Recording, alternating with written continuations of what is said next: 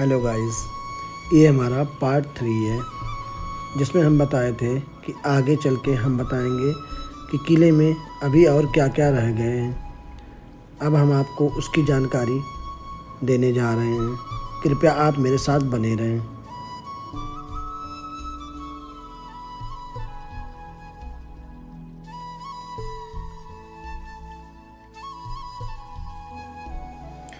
Guys, ये हमारा coat तीर्थ जलाशय है।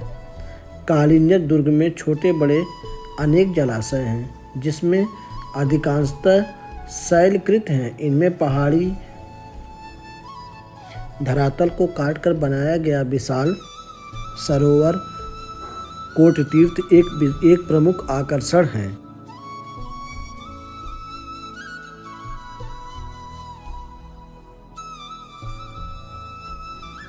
इसके तट पर अनेक देवालय थे जो आज आकर्षण बनकर रह गए हैं।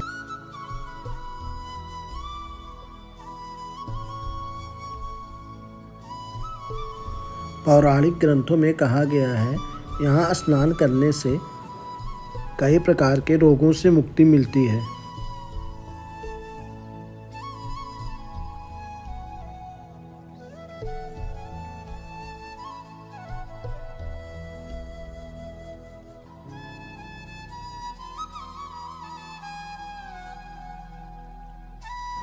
और गाइस, आप देख सकते हैं यहाँ पर भी एक शिवलिंग कितना बड़ा विशाल है, जो हमने आपको बताए थे कि नीलकंठ मंदिर में बहुत ही शिवलिंग हम लोगों ने देखे। आप यहाँ पर भी देखिए, एक शिवलिंग हमारा बना है।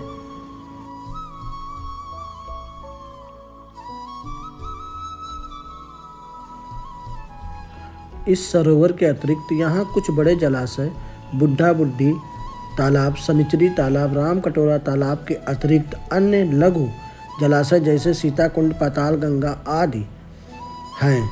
इनके अतिरिक्त नीलकंठ मंदिर के ठीक ऊपर स्वर्गारोहण तालाब स्थित है, जो हमने आपको नेक्स्ट ब्लॉक में दिखाए थे।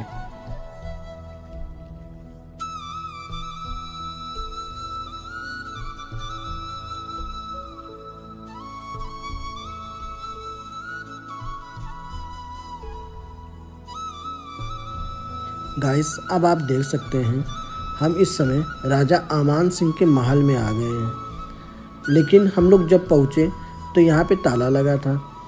हम लोग सोचे क्या बात है, ताला लगा है।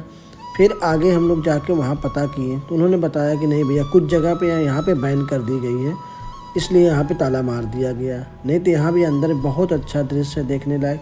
लेकिन हम लोग जब पहुँचे तो ताला बंद था, इसलिए हम लोग अंदर का कुछ हम लोग रिकॉर्ड नहीं कर पाए। सो हम लोग फिर वहाँ से निकल कर थोड़ा सा और आगे बढ़े तो यहाँ पे बोर्ड लगा दिखा, यहाँ पे लिखा है। बाकी आप यहाँ पे पढ़ लीजिएगा। अगर हमसे डिटेल नहीं मिल पाई तो आप यहाँ से भी डिटेल ले सकते हैं।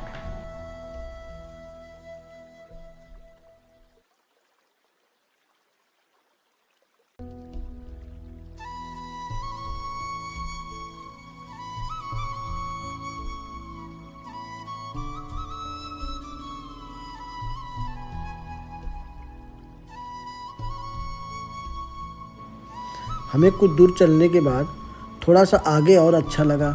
फिर हम सोचे चलो और आगे बढ़ के देखते हैं कि आगे में क्या है। सो हम आगे बढ़ गए।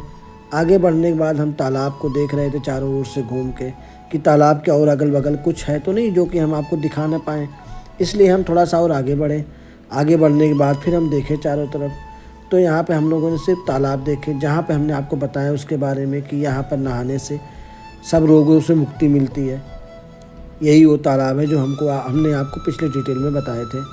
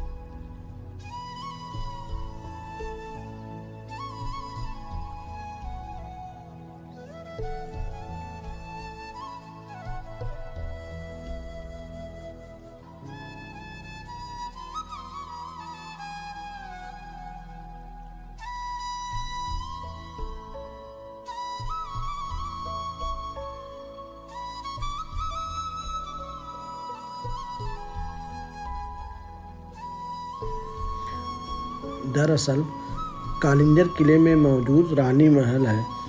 इस एक दौर था जब इस महल में हर रात महफिलें सजा करती थी। कहने वाले कहते हैं कि आज 1500 साल बाद भी शाम ढलते ही एक नर्तकी के कदम यहाँ उसी तरह थिरकने लगते हैं। बस फ़र्क यही है कि अब इन घुंघरुओं की आवाज़ दिल बहलाती नहीं बल्कि दिल दहला जाती हैं।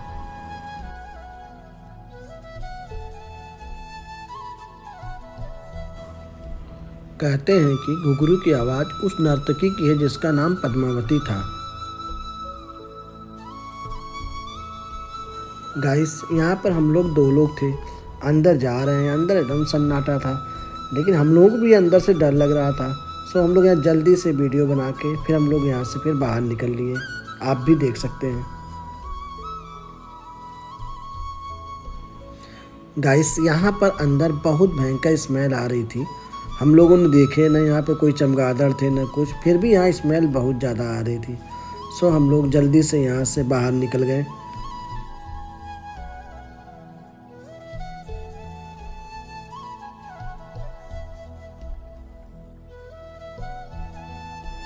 कहते हैं कि पद्मावती जो थी वो भगवान शिव की भक्त थी, लिहाजा खासकर कार्तिक पूर्णिमा के दिन वो पूरी रात दिल खोलकर नाचती थी। पद्मावती अब नहीं है। हैरानी की बात यह है कि हजारों साल बाद आज भी ये किला पद्मावती के घुंघरुओं की आवाज़ से आबाद है। खुद इतिहासकार भी इस सच को मानते हैं। रिसर्च के अनुसार वही घुंघरुओं की आवाज़ सुनाई देने लगी। हजारों साल पुराने इस किले का इतिहास कुछ ऐसा है कि लोग फिर भी इन वीरान खंडहरों की ओर खींचे चले आते हैं। ये किला दरअसल चंदेल साम्राज्य की मिल्कियत हुआ करता था, मगर किले के इतिहास से अलग लोगों को ज़्यादा दिलचस्पी है किले में छुपे खजाने से। इस किले ने अब तक जितनी भी लड़ाइयाँ झेली वो सब खजाने को लेकर ही हुई। अफवाहें हैं कि कालिंजर के किले में हीरे जवाहरातों का एक बड़ा जखीरा मौजूद है।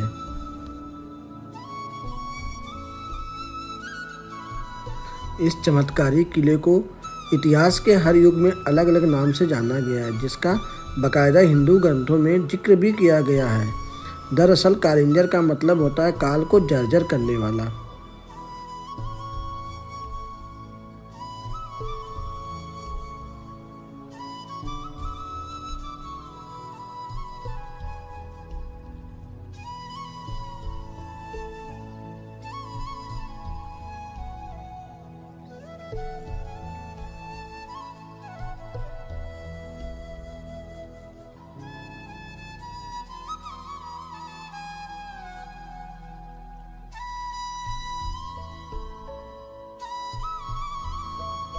रोमांच और चमत्कार से हटकर कालिंजर का पौराणिक महत्व शिव के विस्पान से भी है। समुद्र मंथन में मिले कालकूट के पान के बाद शिव ने इसी कालिंजर में विश्राम करके काल को गति को मात दी थी, इसलिए इस जगह का नाम कालिंजर पड़ा।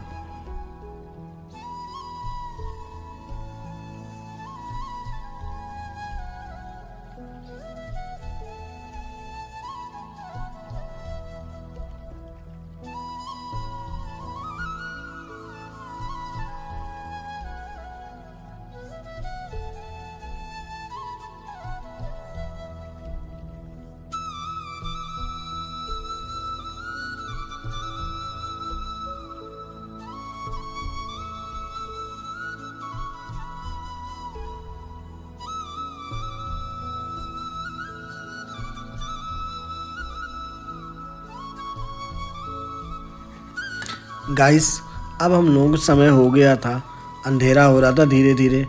समय लगभग हम लोगों के 6 बज गए थे, इसलिए हम लोग अब यहाँ से निकलने जा रहे हैं, क्योंकि वहाँ पे गेट पे बोला था गेटमैन कि आप 6 से 6:30 बजे के बीच में आ जाना। सो गाइस, अब हम लोग यहाँ से अपने घर के लिए प्रस्थान करने जा रहे हैं। Okay, thanks, bye bye.